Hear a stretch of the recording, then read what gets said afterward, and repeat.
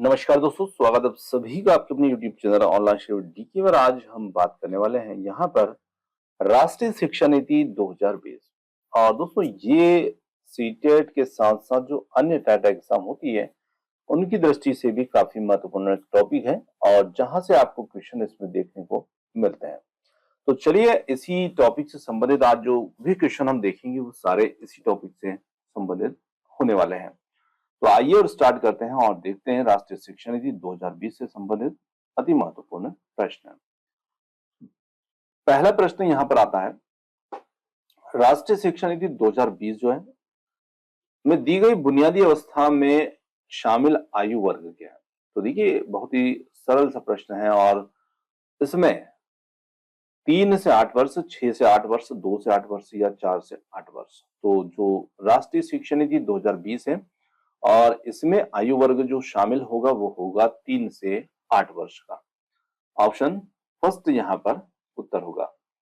राष्ट्रीय शिक्षा नीति 2020 इस बात का समर्थन करती है कि बच्चों की शिक्षा जारी रहनी चाहिए। तो देखिए बच्चों की शिक्षा कब से जारी रहना चाहिए? पूर्व प्राथमिक स्तर से लेकर प्रारंभिक कक्षाओं तक, शुरुआती प्राथमिक कक्षाओं से लेकर प्राथमिक कक्षाओं तक, घर से लेकर शुरुआती प्राथमिक कक्षाओं तक, घर से लेकर के पूर्व प्राथमिक स्तर तक। तो पूर्व प्राथमिक स्तर से लेकर प्रारंभिक कक्षाओं तक बच्चों की जो शिक्षा है वो जारी रहना चाहिए। आगे बढ़ते हैं, राष्ट्रीय शिक्षा नीति 2020 में स्कूली शिक्षा के किस स्तर पर चरण बच्चों के बीच शिक्षण के न्यूनतम स्तर का उल्लेख है? तो प्री स्कूल, प्राथमिक, माध्यमिक, प्री स्कूल और प्राथमिक स्कूल। तो यहां पर किस स्तर पर बच्चों के शिक्षण के न्यूनतम स्तर का उल्लेख है? तो वो है यहां पर प्राथमिक। Option number second. राष्ट्रीय शिक्षा नीति 2020 शुरुआती कक्षाओं में बच्चों को किस प्रकार के क्रियाकलाप के अवसर दी जाने की बात करती है? मूल्यांकन केंद्रित, सृजनात्मक, जिज्ञासात्मक, आयु एवं विकास के अनुरूप, घर में दी जा सकने वाली ग्रह आधारित शिक्षा या फिर विषय आधारित। तो यहाँ पर यदि हम बात करें तो शुरुआती कक्षाओं की इसमें बात की जा रही है और शुरुआती कक्षाओं में बच्चों को कैसे क्रियाकलाप मिलना चाहिए? तो बच्चों को सृजनात्मक, जिज्ञासात्मक और आयु एवं विकास के अनुरूप यहाँ पर मिलना चाहिए। राष्ट्रीय शिक्षा नीति 2020 के अनुसार शिक्षण के न्यून स्तर से उत्पन्न संकट किन दो पहलुओं को रेखांकित करता है? मौलिक साक्षरता एवं संख्या ज्ञान, बुनियादी साक्षरता एवं संख्या ज्ञान, बुनियादी संख्या ज्ञान और पर्यावरण के प्रति जागरूकता, स्वास्थ्य, खुशहाली एवं संख्या ज्ञान। तो यहाँ पर यदि हम देखें तो बुनियादी साक्षरता और संख्या ज्ञान जो है इन दो पहलुओं को यहाँ पर ये रेखांकित करता है। राष्ट्रीय शिक्षा नीति 2020 क्या सिफारिश करती है? तो यदि हम देखें इसकी सिफारिश बहुभाषावाद, एक भाषावाद, पाठ्यक्रम का मानकीकरण है, मूल्यांकन का मानकीकरण है। तो यहाँ पर राष्ट्रीय शिक्षा नीति 2020 जो सिफारिश करती है वो करती है यहाँ पर बहुभाषावाद की। यदि कि एक से अधिक भाषाओं को इसमें महत्व दिए जाना चाहिए, इसकी सिफारिश करती है। राष्ट्रीय शिक्षा नीति 2020 के अनुसार शिक्षा को केवल पूर्व निर्धारित विषय वस्तु पर केंद्रित होना चाहिए या फिर समस्या समाधान पर केंद्रित होना चाहिए? अधिगमकर्ताओं में समालोचनात्मक चिंतन का विकास करना चाहिए, अन्वेषण निर्धारित और खोज आधारित होना चाहिए। तो यहाँ पर यदि हम देखें तो इस प्रश्न के लिए क्या पहला जो हमारा कथन है वो दूसरा तीसरा, पहला दूसरा तीसरा या फिर पहला दूसरा तीसरा या पहला दूसरा तीसरा चौथा? तो यहाँ पर यदि हम देखें तो इसमें हमारा जो उत्तर बनेगा, राष्ट्रीय शिक्षा नीति और शिक्षा जो है केवल पूर्व निर्धारित विषय वस्तु पर केंद्रित होना चाहिए, इसे छोड़ करके यहाँ पर देखें तो दूसरा, तीसरा और चौथा, जिसके लिए हमारा उत्तर होगा विकल्प नंबर 1 यहाँ पर उत्तर होगा। राष्ट्रीय शिक्षा नीति 2020 पूरे देश के लिए प्राथमिक स्तर पर किस भाषा को निर्देश के माध्यम से प्रस्तावित करती है? हिंदी, अंग्रेजी, संस्कृत या मातृभाषा?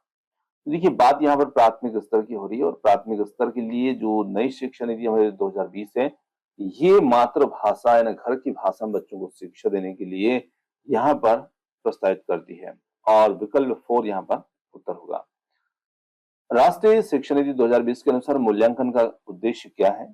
रटने की क्षमता का परीक्षण, पुनरुत्पादन, याद रखने की क्षमता को नापना, बच्चों को सीखने की प्रक्रिया में मदद करना है, पूरे देश को बच्चों की तुलना के मानदंड बताना।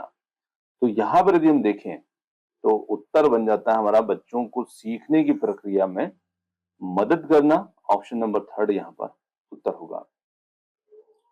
राष्ट्रीय शिक्षा नीति 2020 का केंद्र बिंदु क्या है? कठोर पाठ्यक्रम, शिक्षा शास्त्र और मूल्यांकन, बहुविषयकता और समग्र शिक्षा, परीक्षा की और उसके लिए सीखना, आकलन के योगात्मक तरीकों को अपनाना। तो इसका केंद्र बिंदु की यदि हम बात करें तो इसका केंद्र बिंदु होगा बहुविषयकता और समग्र शिक्षा। ऑप्शन नंबर सेकंड यहाँ पर उत्तर होगा। राष्ट्रीय शिक्षा नीति 2020 के अनुसार उच्च शिक्षा में सकल नामांकन अनुपात कितना प्रतिशत बढ़ाया जाएगा?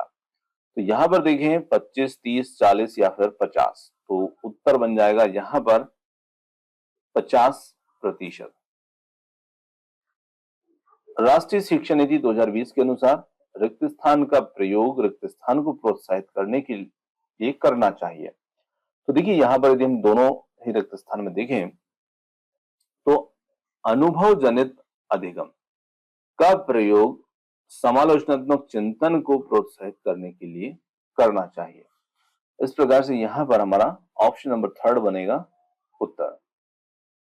राष्ट्रीय शिक्षा नीति 2020 के अनुसार शिक्षण के न्यून स्तर से उत्पन्न संकट किन दो पहलुओं को रेखांकित करता है? तो यहां पर है मौलिक साक्षरता और संख्या ज्ञान, बुनियादी साक्षरता और संख्या ज्ञान, बुनियादी संख्या ज्ञान, पर्यावरण के प्रति जागरूकता। तो ये हमारा प्रश्न जो है इसमें एक प्रश्न रिपीट हो गया। तो ऑप्शन सेकंड जो होगा ये उत्तर होगा बुनियादी साक्षरता संख्या ज्ञान। राष्ट्रीय शिक्षा नीति 2020 में प्री स्कूल स्तर 3 के लिए उपयोग की गई परिभाषिक शब्दावली क्या है? बाल विकास, बालवाड़ी, आंगनवाड़ी या बाल वाटिका। तो यहां पर उत्तर होगा इसमें बाल वाटिका जो होगी प्री स्कूल स्तर 3 के लिए उपयोग की जाने वाली परिभाषिक शब्दावली।